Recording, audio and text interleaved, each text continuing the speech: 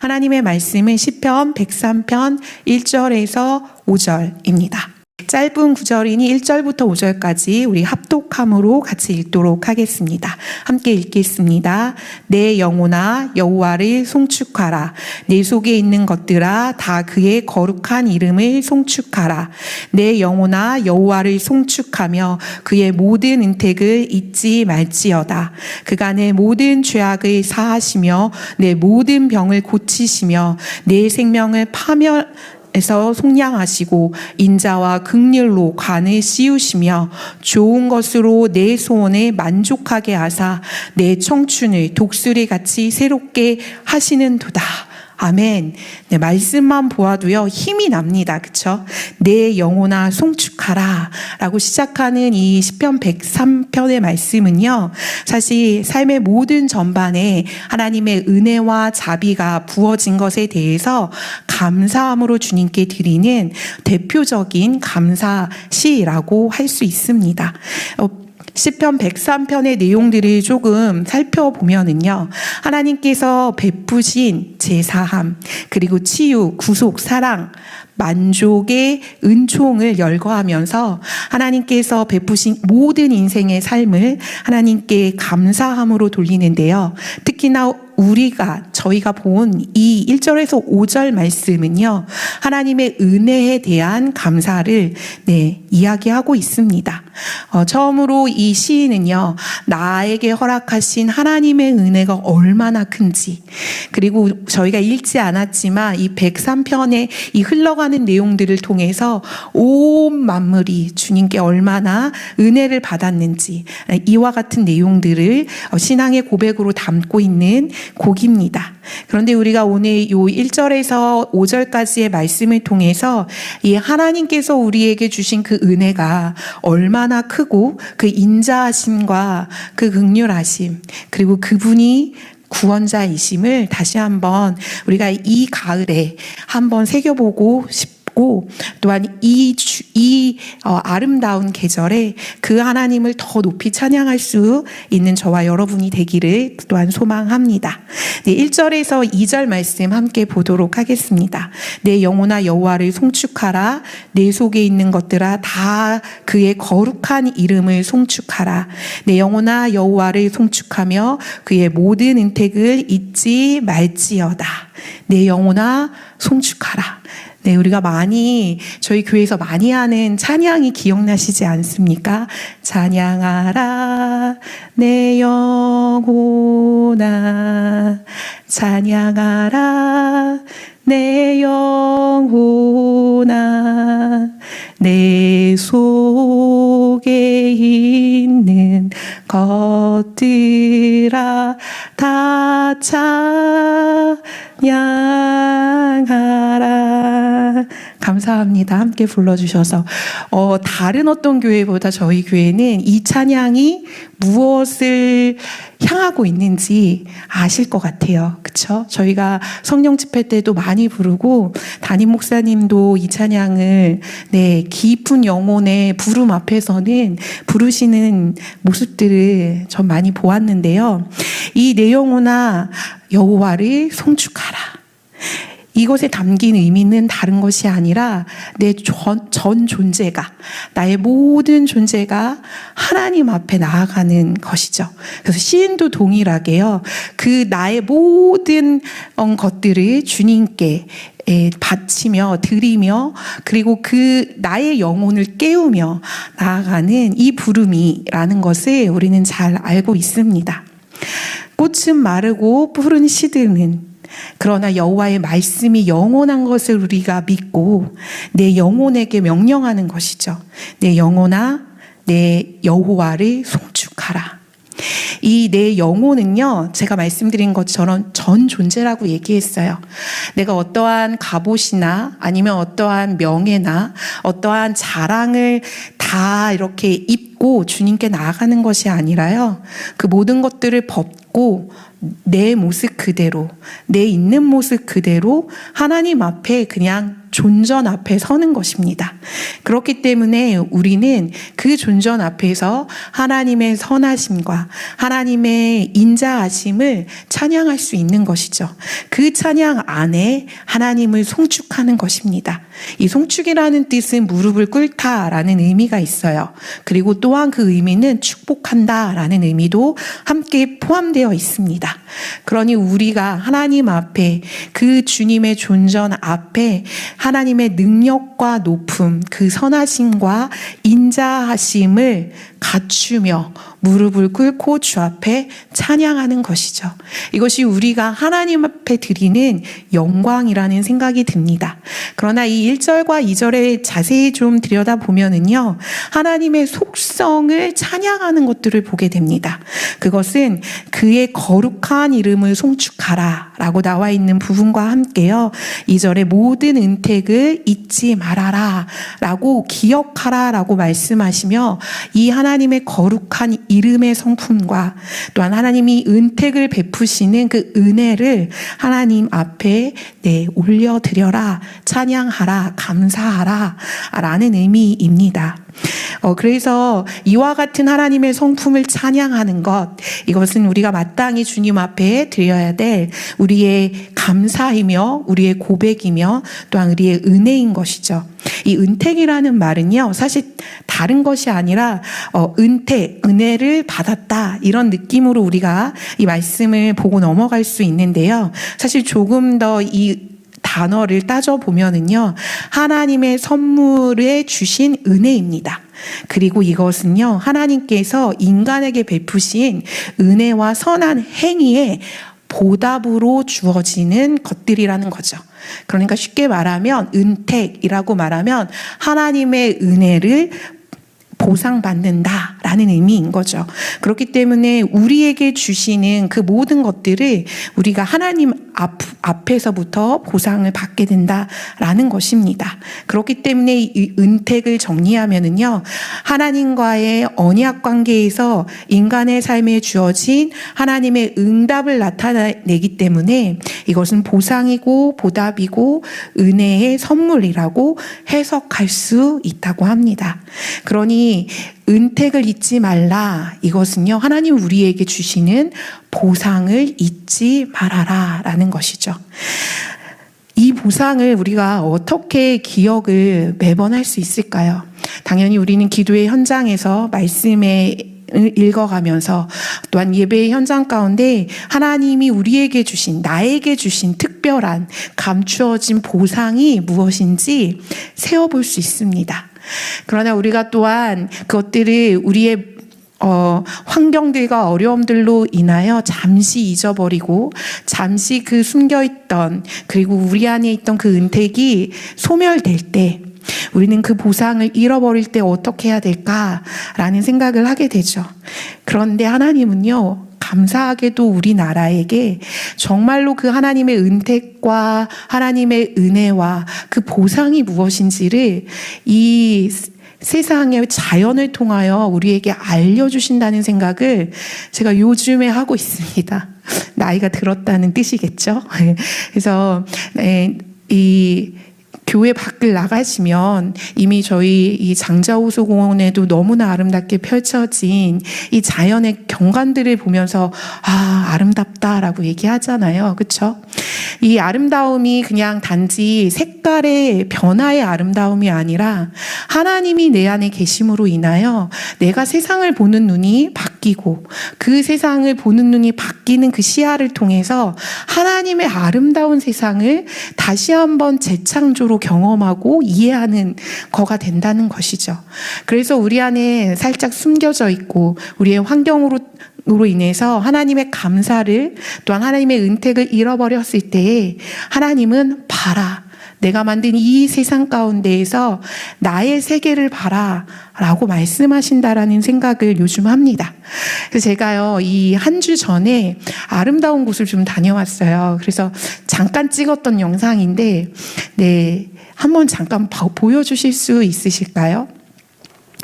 너무 예쁘죠? 어딘지 알려드리고 싶습니다. 제천에 있는 베론성지라는 곳이에요. 저는 저희 교인들이 이곳을 이 11월 달에 꼭 가보셨으면 좋겠고, 나중에 기회가 된다면 하루 여행으로도 가고 싶은 곳입니다. 다른 계절보다도요, 이 베론성지는 카톨릭 기도 학교가 있는 곳이거든요. 근데 넓은 대지에 이렇게 아름다운 자연이 펼쳐져 있어요. 이게 한 주 전이니까 지금 더 예쁠 겁니다. 그리고 한 가지 광고가 있다면 다음 주에 시니어들이 가시는 그 곳도 제천과 멀지 않아서 분명히 아름다운 광경을 보실 겁니다. 여러분들 그 아름다운 광경을 보실 때요. 하나님이 나에게 주신 은택이구나 라는 걸 기억하셨으면 좋겠어요. 하나님께서 이 자연에게 아름다운 옷을 입히시기 시작하고, 봄이면 봄의 색깔로, 여름이면 여름의 색깔로, 가을이면 가을의 색깔로, 겨울이면 겨울의 색깔로 이 아름다움을 표현하시고 보여주실 때마다 저희들에게 말씀하시는 건 다른 것이 아니라 너희가 나의 은택을 기억해라 라고 말씀하시는 것 같습니다. 그래서 하나님이 주신 이 세계를 하나님의 눈으로 보실 때 이 자연의 아름다움을 그냥 아름다움으로 넘어가지 마시고, 하나님이 내 영혼에게, 내가 말라 있는 내 영혼에게, 아니면 내게 풍성하게 채워 있는 내 영혼에게 그 하나님의 은혜와 하나님의 보상을 잃지 말라고 이렇게 자연 가운데에서 말씀하고 계시는구나 라는 것들을 캐치하시기를 소망합니다. 그래서 이 하나님을 송축하라, 이것은요 한적한 곳에서 하나님을 독대해야 할 때만 가능하다는 생각이 들어요. 우리는 너무나 바쁜 생활을 삽니다. 저도 하루 24시간이 너무 제가 봐도 조급하고 성급하고 바쁩니다. 저의 가장 큰 나쁜 습관 중에 하나는 뭘 잘 놓치고 잊어버려요. 이게 저와 같이 주변에 계시는 집사님들과 권사님들은 아셔요. 그만큼 이 삶이 너무나 바쁘다라는 거죠. 그런데 하나님의 그 은총과 은혜, 내 영혼이 찬양해야 하는 그 타이밍에는요, 우리가 하나님만 보기 때문에요, 한적한 곳, 조용한 곳, 그분만이 나를 볼 수 있는 그 곳, 하나님을 독대하는 그 시간 아니면 여호와를 내 깊은 마음속에서 송축할 수 없다라는 것이죠. 이 미국의 한 저널가가요, 이 서두르는 삶이 얼마나 문제가 큰지 7가지의 영향력을 얘기했는데, 가장 첫 번째는 하나님과의 사귐과 관계가 소홀해진다. 그리고 중독에 빠진다. 그리고 이웃을 사랑하는 역량이 감소된다. 미래를 어둡게 그린다. 영적 감각이 마비된다. 그리고 죄를 마비돼서 죄를 용납하게 된다. 그리고 정서적 장애를 만들게 된다. 그리고 목적이 흐리게 되고 열정이 식어지게 만든다. 혹 열정이 있더라도 결국 그 열정은 식어지는 열정으로 간다는 거죠. 서두르는 삶, 조급한 삶, 바쁜 삶이 주는 이 영향은요, 사실은 우리가 끊어내야 되는 부분들이 더 많은 것들을 보게 됩니다. 일단 하나님과의 관계와 상황이 소홀해지기 시작하면 우리는 우리 안에 조바심이 일어나고 서두름이 생깁니다. 그리고 그것으로 인하여 결과적으로 맛을 잃은 소금의 역할을, 맛을 잃은, 그래서 쓸데없어 버려지는 삶을 살 수밖에 없는 이 메말라가는 삶을 우리가 살게 된다라는 거죠. 그렇기 때문에 우리 안에 주신 그 하나님의 풍성하신 은혜, 자연의 옷을 갈아입는 것만으로도 내가 너에게 보상하는 것들이 있다고 말씀해 주시는 이 하나님의 이 은혜를 우리가 이 영적으로 민감하게 반응하려면 하나님 앞에서 독대하는 시간이 필요하다라는 것이죠. 그 시간에 우리가 진정한 감사를 할 수 있다라는 것입니다. 그리고 그 감사의 마음은요, 사실 우리 입으로 나와야지만 진실이라고 또한 미국의 한 유명하신 분인 것 같아요. 이름을 굳이 얘기하고 싶진 않습니다. 저도 누군지 몰라서. 그런데 그 분이 그렇게 얘기하더라고요. 감사의 말을 하는 것이 더 중요하다. 그러나 이 누구의 말을 비룬다기보다도 감사의 말을 하는 것이 중요한 걸 우리가 잘 알고 있죠. 결국 말로만 하는 것이 아니라 행동으로 표현하고 그것을 입으로 내놓기 시작할 때 그것이 워킹하는 것을 우리는 보기 때문인 것이에요. 그래서 이러한 이야기들을 하더라고요. 종은 그대가 울리기 전에 종이 아닙니다. 그리고 노래는 그대가 부르기 전에 노래가 아닙니다. 그대 마음 깊숙한 사랑은 거기에 머물러 있기 위한 것이 아닙니다. 사랑은 그대가 내어주기 전에는 사랑이 아닙니다. 이와 같이 이야기를 한 것은 말과 행동으로 하는 것이 너무 중요하다라는 이야기죠. 감사도 동일한 것 같습니다. 하나님 앞에서 그것을 표현해내는 것, 그것이 너무나 중요한 거죠. 그래서 누가복음 17장에요. 하나님이 나병 환자 10명을 회복시키시고 그들을 보내시고 난 다음에 그 감사를 했던 사람이 그 10명 중에 단 한 명이었다는 것을 예수님도 지적을 해요.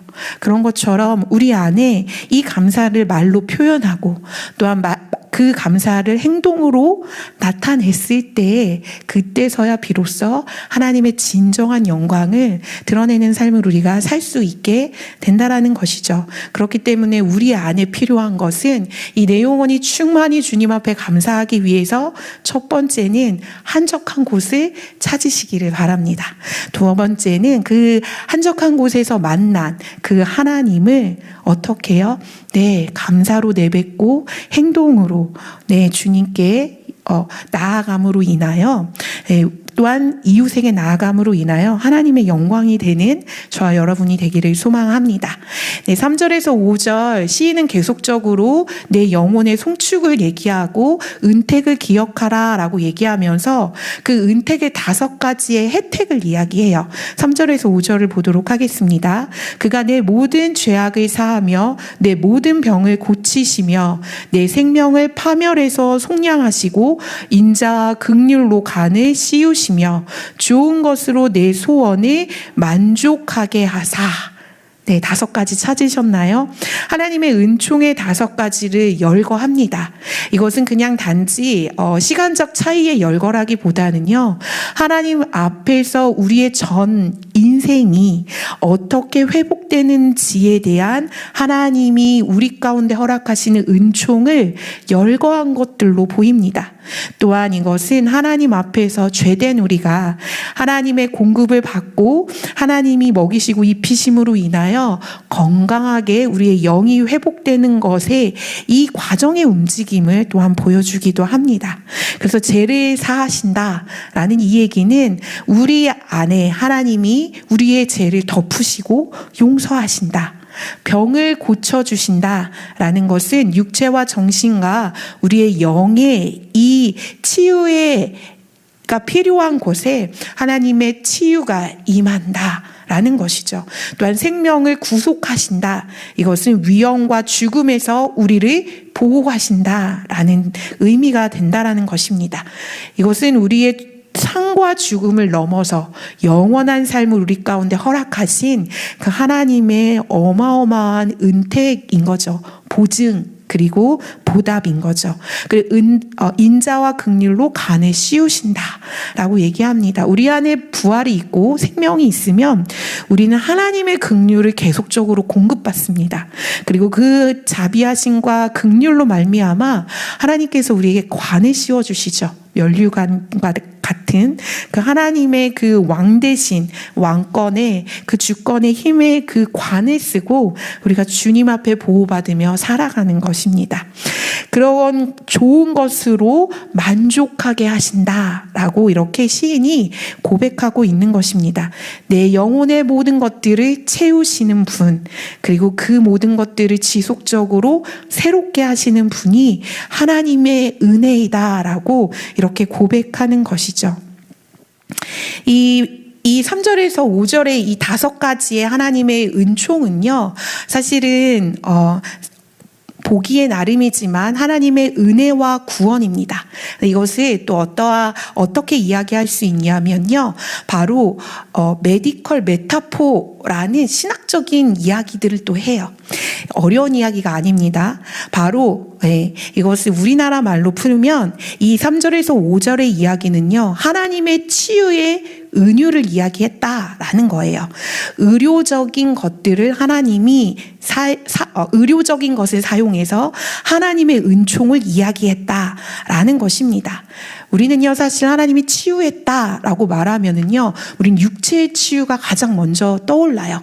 그리고 우리는 육체의 치유가 우리에게 우리가 하나님을 만나고 하나님을 알고 하나님의 임재와 하나님의 나라를 경험하는데 너무나 충분한, 그리고 너무나 귀하고 중요한 일인 것을 우리는 압니다.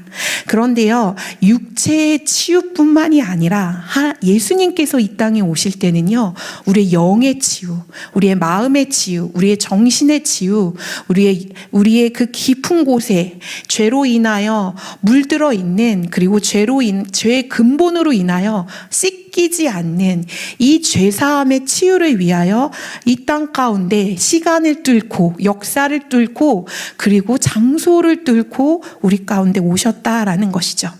예수님께서 치유를 하는 모든 현장 가운데 하나님의 은혜와 하나님의 기적과 하나님의 역사가 있었지만 제가 가장 하나님의 그 치유에 가장 이렇게 탁 뜨이는 것 중에 하나는, 그리고 그 치유의 가장 대표라고 제가 느껴지는 저만의 느낌이니까요.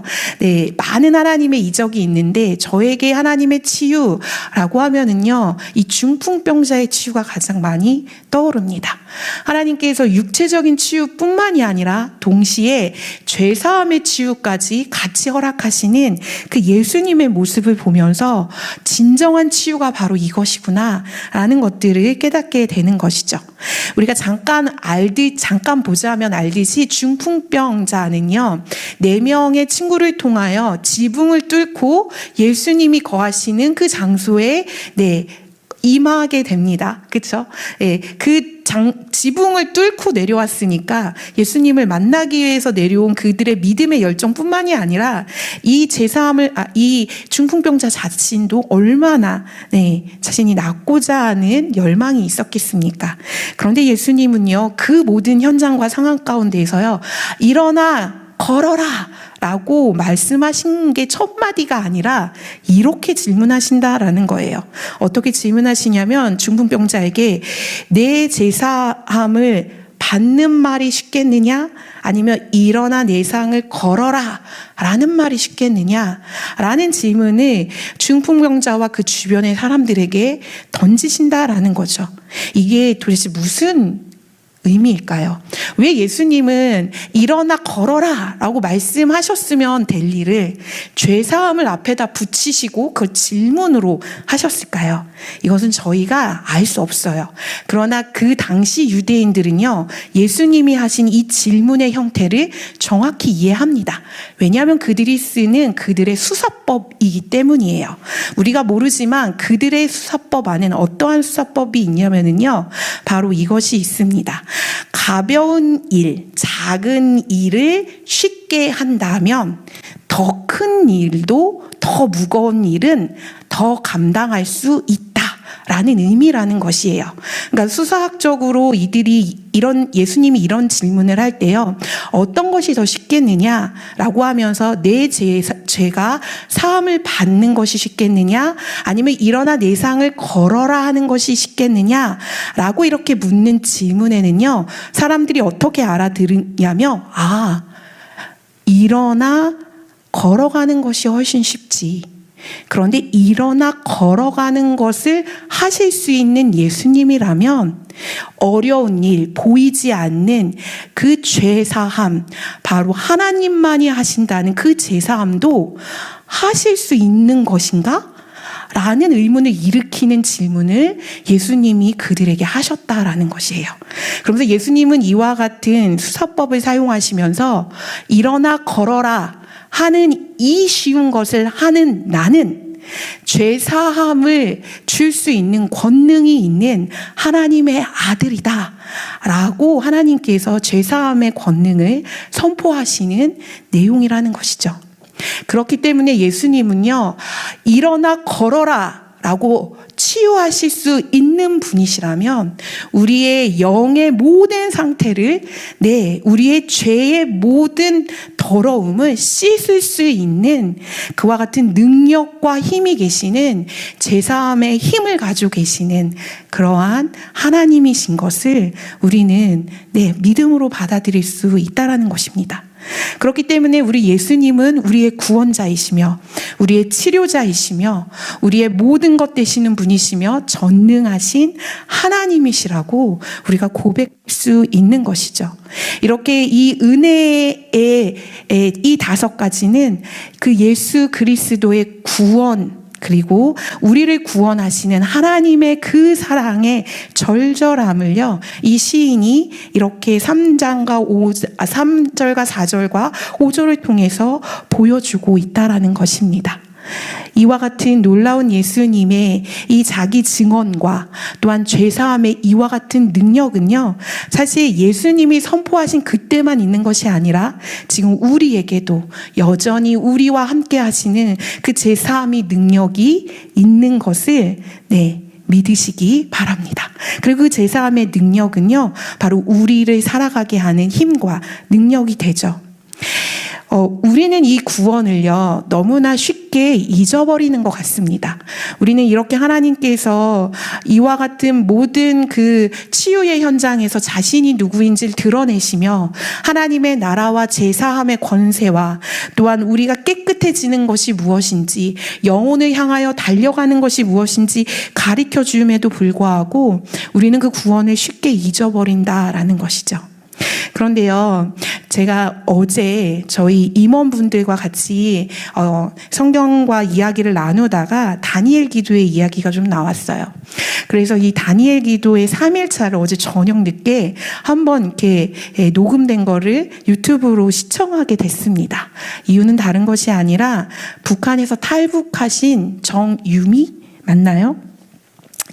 이 여성분이 강사로 나와서 북한의 탈북을 어떻게 했는지 그것을 이야기하는 시간으로 구성이 돼 있더라고요. 그런데 제가 그 영상을 다 볼 생각이 없었습니다. 사실은 그냥 잠깐 보고 멈추려고 했는데 다 볼 수밖에 없었어요. 이유는 무엇이냐면 그분이 한 말 때문이에요.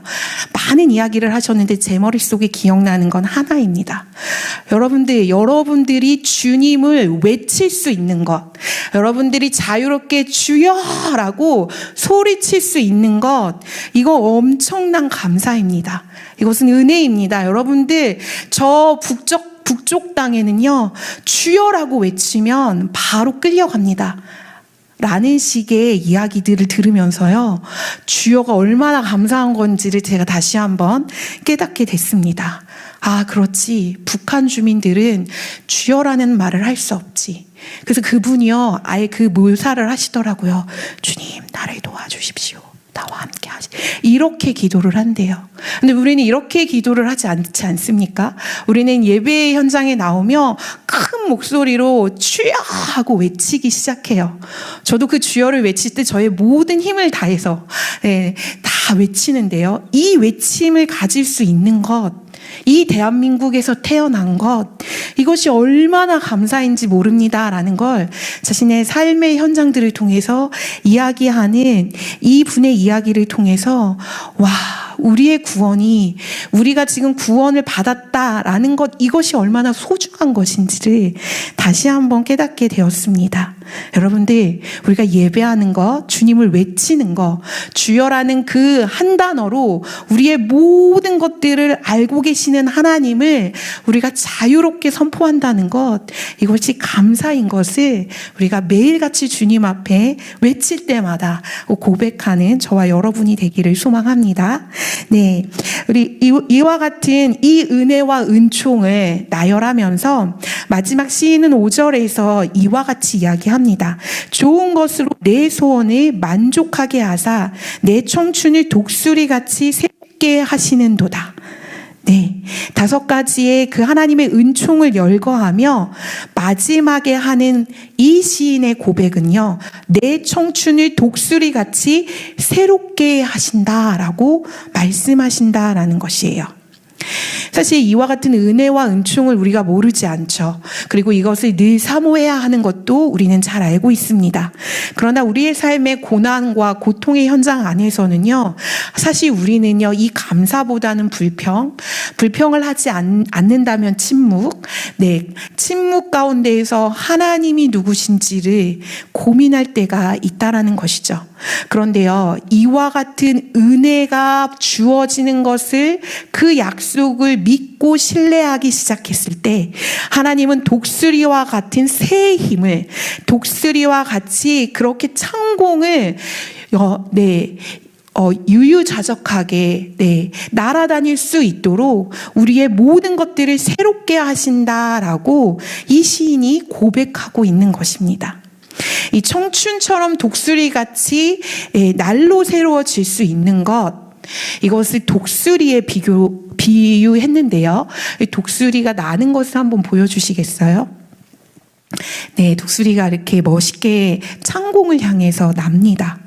네, 저도 직접 보지는 않았지만 항상 이 독수리를 이 성경 가운데서 묵상할 때요, 몇 부분에서 이렇게 독수리가 은유법으로 나와요. 그럼 이 독수리는 이 어떠한 의미로 이 성경 안에 쓰였냐면 바로 역동적이고 힘을 상징하는 의미로 독수리는 사용됩니다. 그래서 이스라엘 백성들을 출애굽시켰을 때 하나님이 어미 독수리의 날개에 업어서 너희들을 옮겼다라고 표현하는 그 표현만으로도요, 고대 근동의 문화 안에 이 얼마나 독수리가 힘을 상징하고 있는지를 우리는 알 수 있게 되죠. 이와 같이 하나님께서 독수리를, 또한 시인이 독수리를 사용해서 이야기하는 것은 이 독수리가 갖고 있는 힘 때문인데, 그 독수리가 이 창공을 차고 올라가는 힘, 그리고 그 높은 창공에서 모든 만물을 보면서 유유자적하게 그 날갯짓을 하는 그 모습 때문이에요.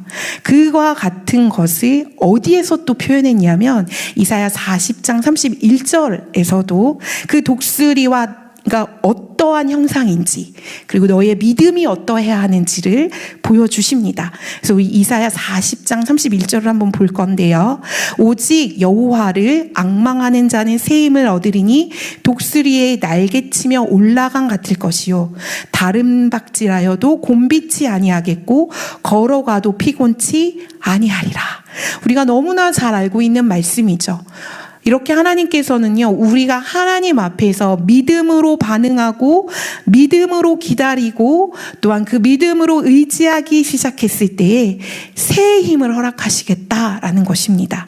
하나님의 죄사함의 은혜, 하나님이 나에게 부어주시는 하나님의 은총과 은택, 그리고 하나님께서 나의 죄를 깨끗이 하심으로 인하여 나에게 주어진 이 생명이 하나님의 것인 것을 믿고 의지하고 기도하기 시작했을 때 하나님 우리에게 새 힘을 부어주시겠다라는 것이에요. 이것을 시편 기자 다윗은 정확하게 알고 있었습니다. 그래서 이와 같이 고백을 하는 거죠. 내 청춘을 독수리같이 새롭게 하시는 분이시다. 그러므로 나는 주님 앞에 감사합니다. 라고 이렇게 시인이 고백할 수 있는 것입니다.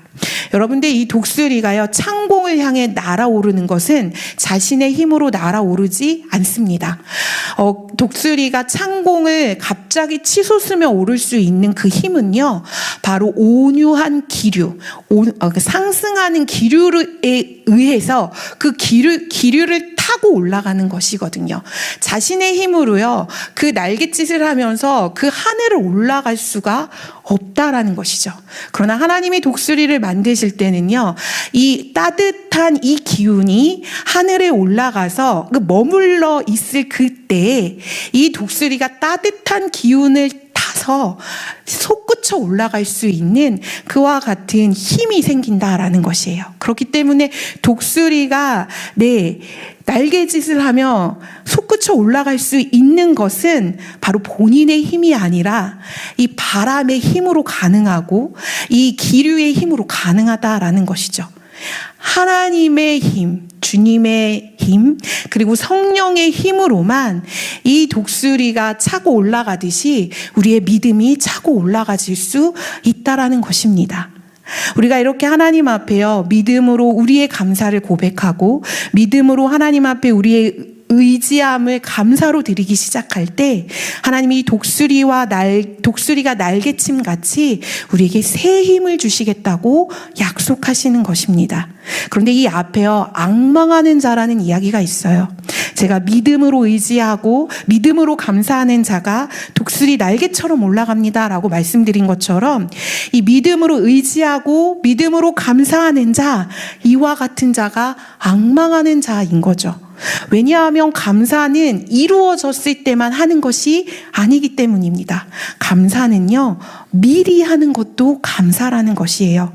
우리에게 주어진, 하나님이 우리에게 주시는 그 은혜의 기류, 그리고 그 상승의 기류, 그 하나님께서 우리에게 성령의 은사로 또한 은혜로 부어주시는 그 상승의 기류를 타고 우리가 올라갈 수도 있지만, 그렇지 않은 상태에 있을지라도 그와 같은 믿음으로 고백하며 먼저 하나님 앞에 감사하며 나아갈 때에 하나님께서는 반드시 주의 때에 치솟아 올라가는 놀라운 역사를 일으키신다라는 약속까지도 포함되어 있는 이 말씀이라는 것입니다. 우리에게 닥쳐있는 문제들, 또한 우리에게 해결되지 않는 것들, 여전히 기다리고 있는 것들, 여전히 감사하기에는 그 응답을 기다려야 하는 그때에 우리가 해야 하는 태도는요, 앙망하는 것입니다. 믿음으로 앙망하는 것이죠. 하나님을 의지함으로 주님 앞에 그 믿음을 놓치지 않고 주 앞에 나아가는 것입니다. 그렇게 했을 때 하나님은요, 반드시 하나님의 때에 그 기다림을 가지고 있는 그들에게 새 힘을 허락하신다라는 것이에요. 이 말씀은요, 사실 어떤 배경에서 주어진 거냐면, 감사가 전혀 주어지지 않는 이스라엘 백성들이 포로 상태에 있었을 때 하나님이 이사야 선지자를 통해서 너희의 그 모든 삶에 나를 앙망하는 자에게 독수리와 같은 새 힘을 허락할 거다. 다른 박질하여도 너희가 나를 기다림으로 달리는 그 시간들 가운데에서 곤비치 않을 것이다. 그리고 혹시라도 그 상황 가운데 걸어갈지라도 피곤하지 않을 것이다 라는 하나님의 회복의 메시지를 이사야 선지자에게 허락하신 말씀이거든요. 이 말씀이 동일하게 시편 103편의 시인이 고백하는 말과 동일하다는 것이죠. 새 힘을 허락하실 것이다. 나를 청춘과 같이 하셔서 나의 겉사람은 후패할지라도 나의 속사람은 새롭게 될 것이다 라고, 이 시인은요, 정확하게 하나님의 그 새 힘을 감사함으로 고백하고 있는 것입니다. 여러분의 삶의 현장이 어떤지 저는 잘 모릅니다. 그러나 오늘 우리 영혼에게 감사하라라고 우리에게 말씀하시는 하나님은요, 우리에게 내가 너에게 허락한 그 은택을 기억하며 내가 너에게 모든 상황 가운데에서 독수리 날개치듯 그 놀라운 힘을 허락하는 그 여호와 하나님이 있음을 기억하고 감사하라라고 우리에게 말씀하고 계시는 이 하나님을 우리가 붙잡기를 소망합니다.